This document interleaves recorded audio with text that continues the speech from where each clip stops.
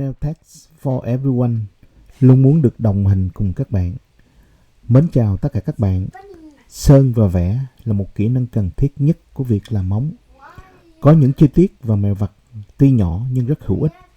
Và sau đây xin mời các bạn theo dõi kỹ video này để xem thử những mèo vặt này có giúp ích được gì cho các bạn không nhé. And here we go. Xin chào tất cả các bạn nha. Hôm nay mình sẽ giới thiệu cho các bạn cái cách sơn một cái bộ móng màu đen bộ móng màu đen đã là khó, và hơn nữa nó sẽ càng khó hơn nếu mà tay khách nó bị giống như là cái da nó bị nứt nẻ như thế này. Mấy bạn thấy không, cái da nó bị nứt nẻ này. Thì khi mà các bạn sơn lem vô trong cuticle thì các bạn chùi ra cái tay nó giống như là một cái mớ hỗn độn luôn nha. Thì mình sẽ giới thiệu cho bạn cái cách sơn làm sao mà nó không chảy ra cuticle, không trào và móng tròn đều nha, và màu đen là gọi là chuẩn, không cần chỉnh nha mấy bạn. Thì đầu tiên nhất thì các bạn đã bỏ cái lớp bê rồi đó, bạn thấy mình bỏ không được cho nó trào ra cuticle nha mấy bạn. Rồi cái bước thứ hai nữa là bạn lấy nước sơn. Khi bạn lấy nước sơn bắt đầu nha, bạn lấy như thế này đó, bạn để nó vô đây, bạn chập cho nước sơn nó nằm trên móng, bạn thấy chưa? Bạn để xa khoảng chừng 1-2 cọng tóc ra, bạn nhích lên một chút xíu, xong bạn vuốt xuống. Đấy, bạn thấy không? Mình nhích lên một chút xíu rồi mình vuốt xuống nha. Bạn đừng vuốt nhiều đó, bạn thấy không? Rồi sao bạn lót cái đầu lại. Nhớ là bạn làm chuẩn như mình đó, thẳng tay xuống, bạn thấy chưa? Thì nó sẽ không có bị, bạn không có trữ cái nước sơn trên cái cọ mà bạn trữ trên cái móng nghe. Tại vì khi nước sơn nó nhiều á thì khi bạn chạy như thế này đó, bạn xòe nó xuống nè, thì nước sơn nó sẽ dư và nó sẽ trào vào cuticle. Tại nó dư mà nó sẽ vô cuticle ha. Cho nên cái mẹo thứ nhất là gì? Bạn sẽ bỏ nước sơn trữ trên móng, nhấp cho nước sơn nó nằm trên móng nha, không giữ trên cọ nhiều đó. Và thứ hai là khi bạn để xa cuticle khoảng chừng 2 cọng tóc giống như thế này nè, bạn thấy không đó, bạn nhấp đó, rồi bạn đẩy cái cọ lên, vừa sát là bạn vuốt nó xuống. Bạn vuốt nó xuống. Và một điều đặc biệt nữa là gì? Khi bạn sơn xong là cái móng tay á, bạn phải cho nó chúi xuống như thế này, thì nó chỉ có xu hướng nó tuôn nước sơn chảy xuống mà nó không có chảy ngược vô trong. Vì sao? Nếu như bạn bắt từ bên đây rồi bạn đi qua bên đây thì bạn nghiêng như thế này, thì cái tay nó nghiêng thế này thì một là nó bên hông này, hai là bên hông này. Cho nên đối với cái bàn tay này, đặc biệt cái bàn tay này á, mỗi bàn tay bạn làm sao bạn sơn cái ngón này, cái bạn buông ra thì nó nằm tự nhiên nè. Sơn ngón này buông ra cái nó nằm đây, sơn ngón này buông ra nằm nhiên, xuống là một nó nằm nguyên, không? Và ngón này cũng vậy nữa. Khi bạn sơn xong, bạn thấy tất cả ngón không, nó có xu hướng nó đi xuống, nó không có đi ngược chỗ đồng lên. Cho nên là khi mà bạn để bạn sơn xong, nó nằm cái tay nó nằm cái thế như vậy đó, thì nước sơn nó sẽ không trào ngược vào cuticle ha. Cho nên đó là một cái mẹo nha. Cho nên đối với cái bàn tay phải của khách á, là bạn bắt từ cái ngón trỏ, bạn sơn về ngón út ha. Rồi sau đó bạn sơn vào ngón cái nha mấy bạn.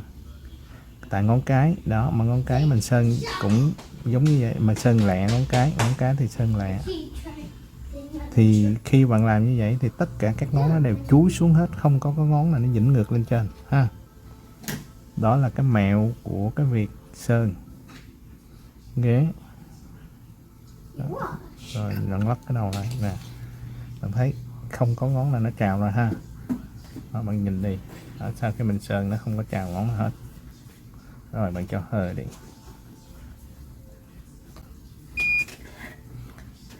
Rồi riêng cái ngón tay, cái bàn tay phía bên tay trái của khách á, có nghĩa là phải của bạn á, thì bạn muốn giống như cái lý thuyết của mình nói đó, thì bạn phải bắt từ ngón tay út nha. Cái này mình sơn một nước bạn bắt từ ngón tay út nghe. Bạn nhớ là bắt từ ngón tay út cho cái bàn tay phải trái của khách, thì bắt được từ ngón tay út. Tại sao vậy? Đây, như mình sơn xong nè, bạn thấy nè, mình sơn xong là mình buông nó ra, thấy chưa? thì nó sẽ chúi xuống, bạn thấy không? Đó, món này cũng vậy nữa, món này. Cho nên là cái cách bắt cái bàn tay nào, ngón tay nào trước nó rất là quan trọng trong cái vấn đề để tránh cái trường hợp là bằng nước sơn nó chảy ngược vào cuticle nha mấy bạn. Bạn nhớ cho mình một điều đó. Đó. Và điều đặc biệt giống như mình nói á, cho nên các bạn để ý vào cái vấn đề, nếu mà các bạn có muốn thử nghiệm thì các bạn hãy làm như theo cách của mình đi, thì các bạn sẽ tránh rất nhiều cái trường hợp nó bị chảy ngược vào cuticle nha. Đó, bạn làm xong rồi cái tay bạn thấy cái xu hướng nó tuột xuống, nó để xuống dưới vậy đó, ok, thì là nó không có bị trào ha. Cho nên là các bạn nhớ để ý cái cách đó cho mình nha. Okay. Đó là mình nói về cái phương pháp bắt cái bàn ngón tay nào làm trước ha.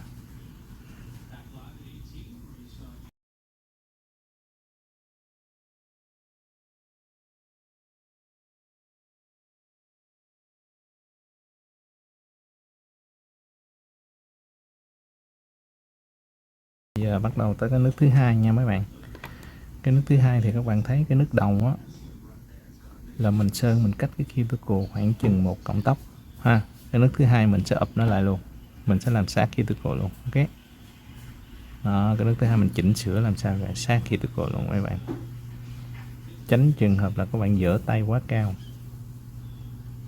Bạn cứ để thấp thôi, không cần dở tay cao. Dở tay cao thì bạn dở bự nè, bạn làm nha. Có nhiều người cứ dở lên này chập xuống ha, các bạn không cần thiết phải làm như vậy. Cái tay nó sẽ không smooth đâu, bạn thấy không?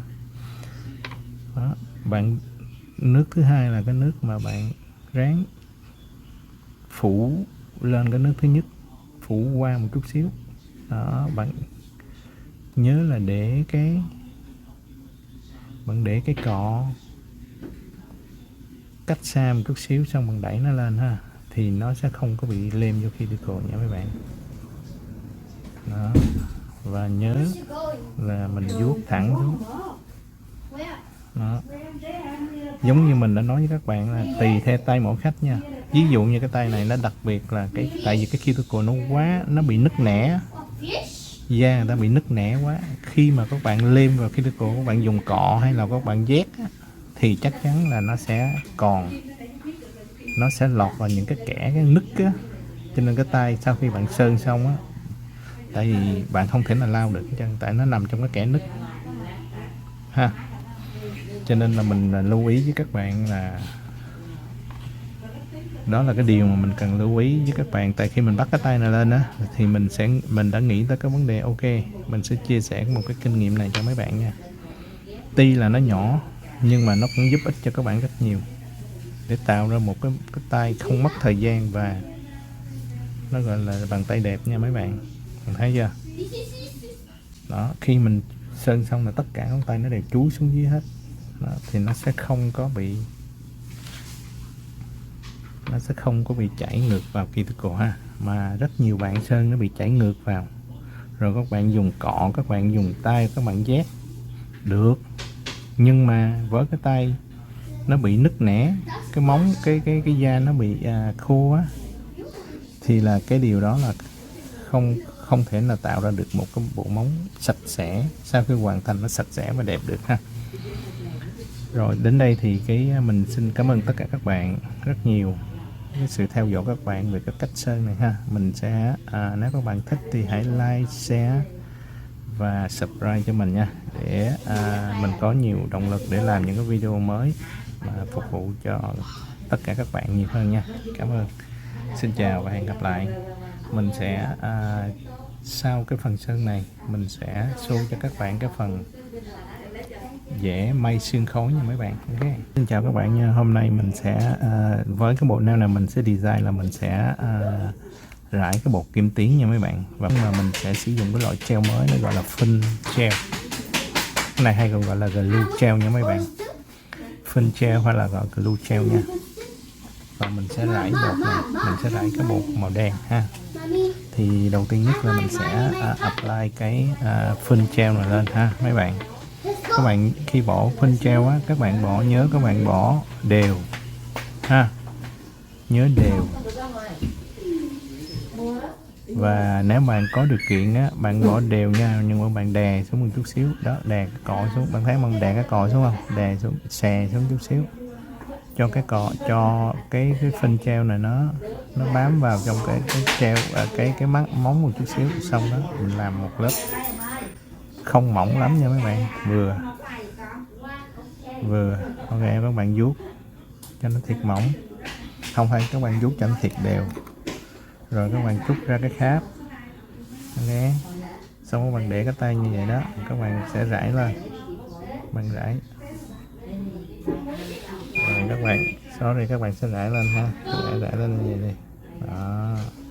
Các bạn cứ để nó nằm trên đó đi, rồi bạn gõ cái tay này, gõ cái tay cho nó vô ha, gõ cái tay, thắp lên, thắp cái tay này ha, bạn thắp lên. Rồi khi bạn thắp lên xong rồi đó, nếu mà có điều kiện á đó, bạn chỉnh sửa lại chút xíu đó, bạn cho nó, khi bạn thắp như thế này là cho nó dè xuống, nó giặt xuống ha. Rồi bạn bỏ vô bằng hơ.